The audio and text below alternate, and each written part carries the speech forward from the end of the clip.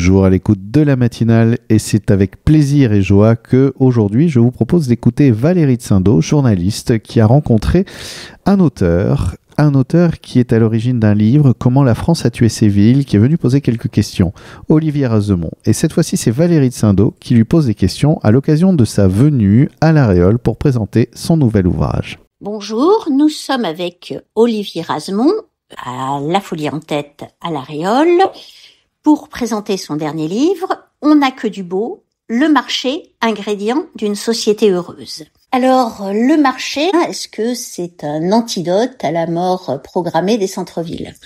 Merci Valérie. Effectivement, alors comment la France a tué ses villes, le titre est triste, mais il y a aussi quand même des solutions que j'essaie de proposer. Et parmi les solutions, il y a effectivement l'animation de la ville et notamment le marché, qui est un moment unique et un lieu unique qui se produit en général une fois par semaine et qui permet notamment à la plupart des habitants de pouvoir se retrouver.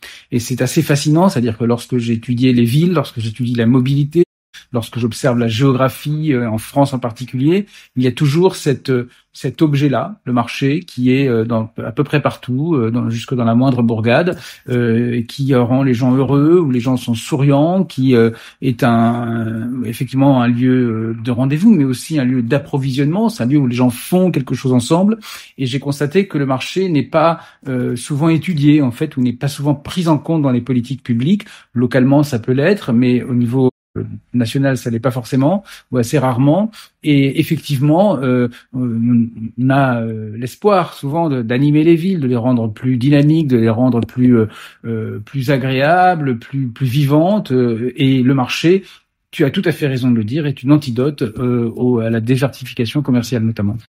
Alors, comment as-tu enquêté sur les marchés ? Parce qu'il y en a beaucoup qui sont cités dans le livre, de nature et de sociologie très différentes. Comment tu as mené cette enquête ? Alors, je voulais m'intéresser à ce sujet parce que avant de dire voilà le marché c'est super et ça permet de faire plein de choses et ça a plein d'atouts. Je voulais comprendre comment ça fonctionne et expliquer ensuite comment ça fonctionne. Donc, je suis allé. Alors d'abord, j'en connais évidemment beaucoup des marchés, je vais en voir dès que possible.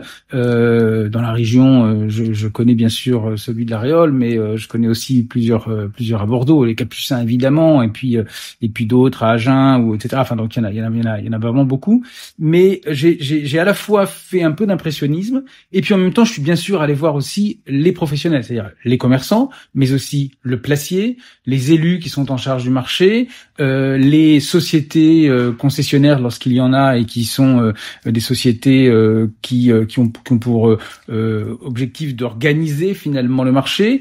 J'ai essayé de comprendre le ressort de tout ça. Je suis allé au congrès de la fédération des commerçants des marchés et voilà, j'ai essayé de bâtir un peu quelque chose de façon à vraiment expliquer comment ça fonctionne. On peut avoir l'impression parfois que le marché est une sorte de génération spontanée le matin et qu'ensuite par enchantement, il disparaît l'après-midi. Ben non, en fait, tout ça est très organisé et j'ai voulu l'expliquer. Alors, qui sont-ils, ces commerçants qui vendent sur le marché ? Est-ce que parfois ce sont des sédentaires qui décident de faire les marchés ?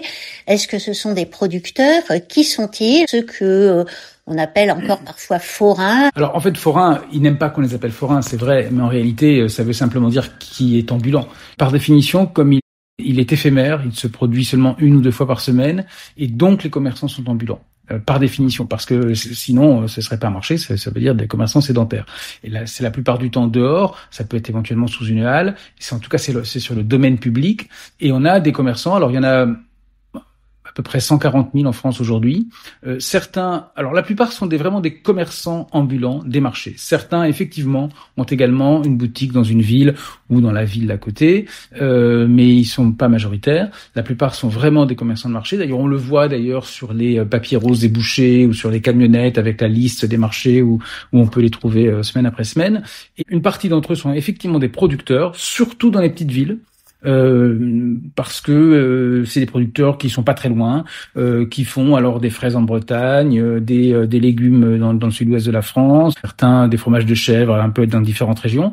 Et la plupart, en fait, alors il y a des producteurs, il y en a quand même beaucoup, mais la plupart sont quand même ce qu'on appelle revendeurs ou approvisionneurs, qui sont absolument indispensables. C'est-à-dire qu'on a il y a dans l'imaginaire collectif l'idée qu'il faudrait qu'il y ait un marché de producteurs bio, local, etc., avec toutes les vertus du monde. Très bien, et il y a une clientèle pour ça. Mais évidemment, il y a aussi des revendeurs dont c'est le métier, c'est-à-dire qu'ils achètent et ils revendent, et ils choisissent ce qu'ils achètent, et donc ils ont une compétence spécifique sur les produits qu'ils vendent. Et ça permet d'avoir une grande diversité de produits. Alors certains de ces commerçants sont là toutes les semaines, ils viennent au marché, d'ailleurs souvent à la même place, les clients les retrouvent. Et puis d'autres sont ce qu'on appelle passagers. Alors il y a plusieurs mots. On les appelle parfois commissionnaires ou voyageurs ou volants. Enfin bon, en tout cas, et eux, ils ne sont pas là tout le temps. Ils viennent peut-être seulement l'été ou peut-être seulement à certaines saisons. Il y a des marchands, par exemple, producteurs de noix ou de producteurs de champignons. Ils sont là seulement à l'automne. Ça permet d'avoir un paysage commercial, si on peut dire, parce que c'est un paysage commercial, après tout le marché, qui est assez différent chaque semaine. Parce qu'on n'a pas les mêmes produits, parce que les saisons passent tout simplement, que effectivement il y a des champignons, il y a des cèpes en ce moment, et puis dans 15 jours il y en aura peut-être plus. La plupart des commerçants de marché, en tout cas que j'ai rencontrés, c'est leur métier permanent, et puis une partie d'entre eux, ils font ça de temps en temps, notamment les producteurs saisonniers. Alors, tu présentes le marché justement comme un lieu de sociabilité, un lieu fédérateur, et en même temps le marché, c'est dit au début du livre, c'est très ancien et ça peut paraître un archaïsme à l'époque, non seulement de la grande distribution, mais aussi de tout le commerce en ligne. Alors, qui va au marché ? Beaucoup de gens vont au marché, pas tout le monde, il y a des gens qui vont jamais. Il n'y a pas non plus de mouvement anti-marché. Il y a des gens qui, de manière très sûre, disent non, jamais je me ferai livrer, jamais, je n'aime pas la grande distribution. Le marché, il n'y a pas de gens qui sont contre. Bon, mais il y a aussi beaucoup de gens qui vont pas. Et en fait, qui va, ça dépend. Il y a des tas de générations différentes. C'est plutôt à quel moment on va au marché. En fait, on va au marché quand on prend un peu le temps. C'est souvent le week-end, et ça peut être absolument tout le monde. Alors, on dit généralement que les gens qui arrivent à 7 heures ont 90 ans, ceux qui sont à 8 heures ont 80 ans, et ça rajeunit comme ça de 10 ans jusqu'à midi, où c'est les gens de 20 ans qui arrivent.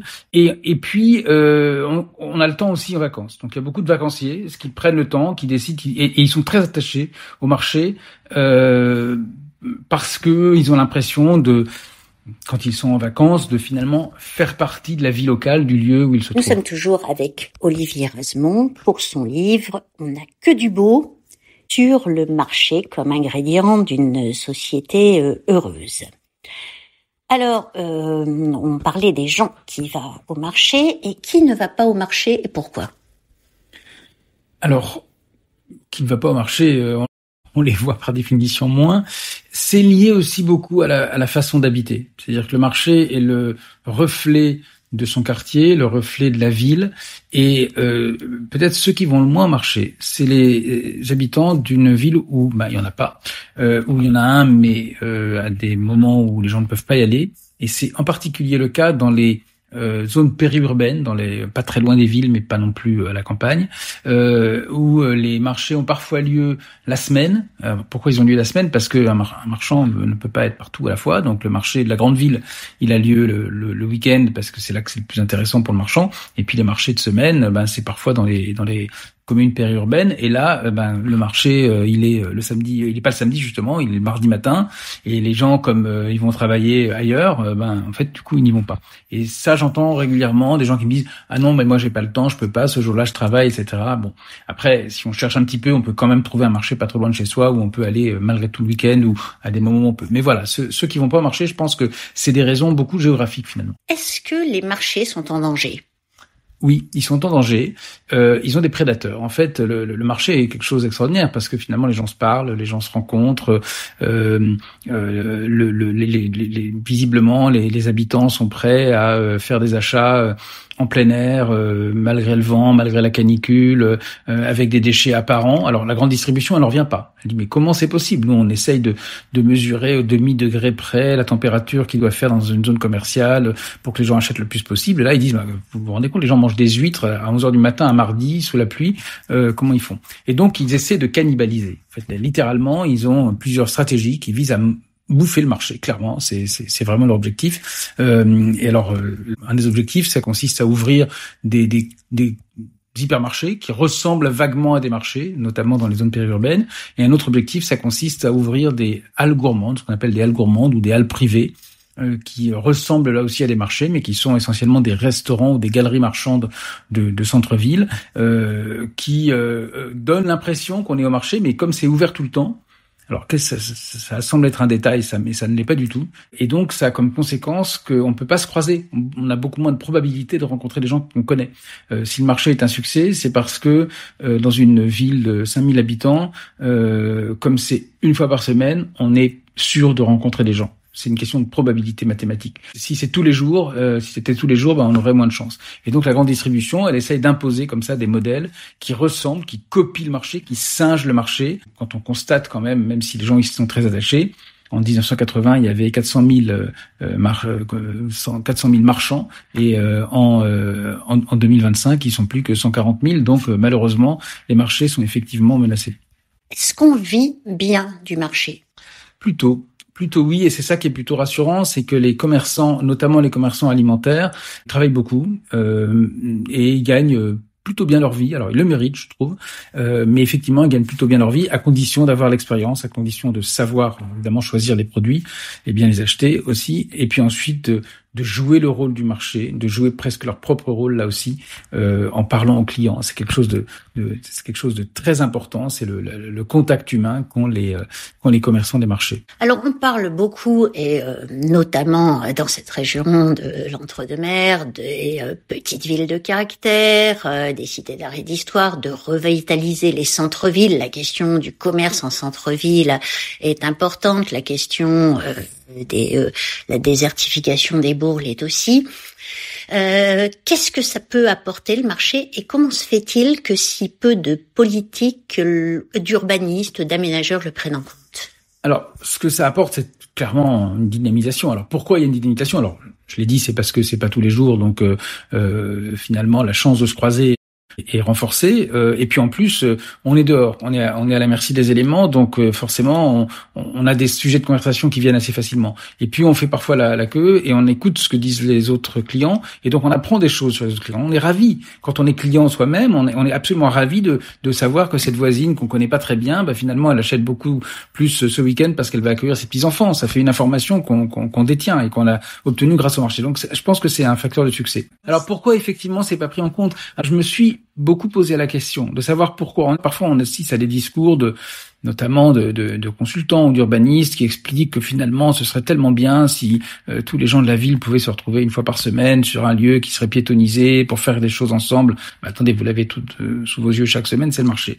Et là, je leur dis ça et ils disent « Ah bon, oui, c'est vrai, j'y avais pas pensé. » Vraiment, littéralement, plusieurs fois, on m'a répondu ça. Et je pense que, d'abord, c'est effectivement un événement éphémère. Et donc c'est pas pris en compte, notamment dans les plans locaux d'urbanisme. Ensuite, c'est un événement qui met en scène des acteurs qui sont pas là tout le temps par définition. Et donc ils viennent pas forcément aux réunions, ils sont pas forcément invités non plus. Et puis c'est compliqué, effectivement. Appréhender un marché, c'est compliqué. C'est des règles qui sont pas les mêmes que pour le commerce classique. On compte en mètres linéaires et pas en mètres carrés. Ça implique des acteurs différents. Souvent les administrations fonctionnent en silo. Donc voilà, je pense que c'est une des raisons. Et puis ensuite, on a l'impression qu'il est là depuis toujours, qu'il a pas changé, alors qu'en fait il évolue très vite en réalité. Il s'adapte très très vite aux nouvelles situations, et on a tendance à considérer que oui, c'est un fait acquis, il y a un marché, c'est très bien, et on oublie finalement de le prendre en compte. Et ça, je trouve ça assez dommageable, mais je rencontre quand même beaucoup d'élus qui ont compris que c'était un atout d'avoir un marché. Alors nous sommes ici à l'Aréole, où le grand marché du samedi a un rôle important dans la sociabilité que tu viens de décrire, où il y a un petit marché complémentaire du mercredi qui lui aussi est un haut lieu de sociabilité. Nous sommes dans l'Entre-deux-Mers, des Bastides qui sont restés à Cadillac et dans d'autres villes des places de marché. Est-ce que tu as eu l'occasion de faire quelques-uns des marchés de cette région, et est-ce que tu leur trouverais une singularité ? Alors, celui de l'Aréole, oui, je le connais. Sa singularité, c'est qu'il est en bordure de fleuve, et donc il n'est pas exactement dans la ville, il est juste à côté, il est pas loin, il est un peu en dessous. Donc il a, c'est un lieu où les gens évidemment là aussi se retrouvent, mais alors c'est pas une critique de ça, mais simplement c'est vrai qu'on n'est pas exactement dans la configuration de la Bastide justement, comme c'est le cas celle que je connais mieux, qui est un peu plus loin, mais c'est Villefranche de Rouergue où on a vraiment une Bastide avec une place centrale, avec le marché qui se passe dessus, et je pense qu'il y a beaucoup de Bastides dans la région qui ressemblent à ça. Et en tout cas, dans tous les cas, ça c'est vrai pour l'Aréole, c'est vrai pour les villes de cette taille en fait, entre 5 et 15 000 habitants, on a vraiment un rôle absolument majeur du marché, dans la sociabilité bien sûr, dans l'approvisionnement aussi, parce qu'on a dans toutes ces villes beaucoup de commerces qui ont dû fermer à cause de la concurrence massive de la grande distribution qui a tué le commerce de centre-ville, et donc le seul endroit pour s'approvisionner en produits frais, c'est le marché. Et ça, pour ça, finalement, le marché est aussi finalement gagnant un peu de finalement cette désertification commerciale, finalement lui profite également, et dans ces villes c'est un lieu absolument majeur, et en ça on a une spécificité. Alors par ailleurs il y a aussi une autre spécificité peut-être qui est liée c'est un peu empirique et c'est tout en nuances, mais il se trouve qu'à l'échelle de la France c'est plutôt dans l'ouest et dans le sud qu'on a davantage de marchés que dans le nord et dans l'est. Pourquoi ? Une des raisons est liée, alors dans le sud notamment parce que il y a des plus petites parcelles parce qu'il y a des zones plus montagneuses, et dans l'ouest parce qu'il y a davantage de bocage avec là aussi des petites parcelles malgré le remembrement. Les producteurs ont l'habitude d'aller plutôt au marché pour vendre leur production, alors quand il y a des grandes parcelles, ils vendent à une coopérative ensuite, et voilà. Donc je pense qu'il y a une raison qu'on peut identifier, en tout cas historiquement, et qui se poursuit encore aujourd'hui. Merci Olivier.